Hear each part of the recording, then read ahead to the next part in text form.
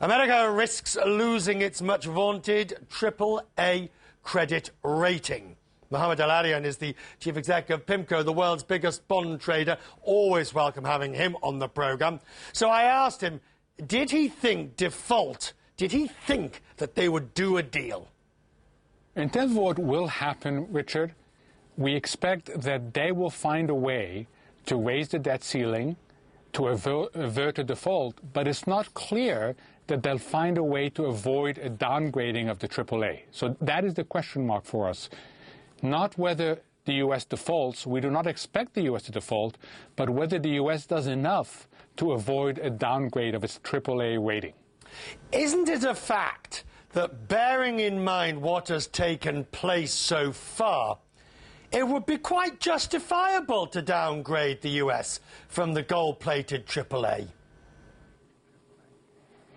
In fact, more than a fact, in the sense that one of the rating agencies, S&P, put out a very clear set of conditions and put the U.S. on what's called a negative watch. A negative watch, Richard, means that the presumption is you will downgrade unless you get compensating factors. And so far, S&P has not received the compensating factors. So if S&P sticks to what it said, the U.S. will be downgraded in the next few days.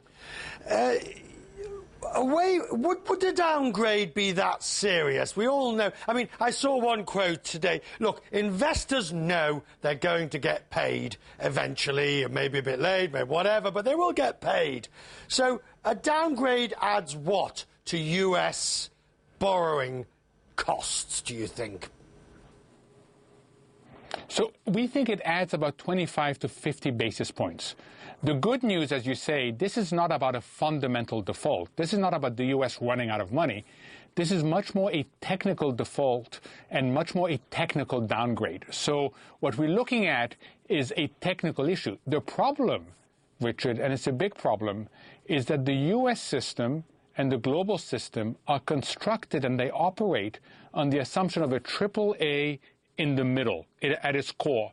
And no one knows for sure what happens if that AAA becomes a AA. So there's an element of uncertainty, and therefore one has to be humble and recognize that we don't quite know. We know that U.S. interest rates will go up. We know that the dollar will suffer. We know that growth will go down and unemployment will go higher, but we don't know the consequences for a system that is built on the assumption that the U.S. safeguards its AAA. And one final point on a more philosophical level. What is taking place, and I've read your article that you've just published, but this is symptomatic, is it not, of, as you describe it, the bickering and distressingly failing miserably to communicate by the politicians and of the disease of what is ailing America? Absolutely. The U.S. needs what we called here a Sputnik moment. It needs to realize that its standing is slipping, that its economy is slipping, and it needs a sense of unity and common purpose. And the politicians need to step up to the plate. That's what's meant by Sputnik moment. Instead, what the U.S. is getting is endless bickering, lots of politicians playing the blame game, and in the meantime, these structural headwinds are getting stronger.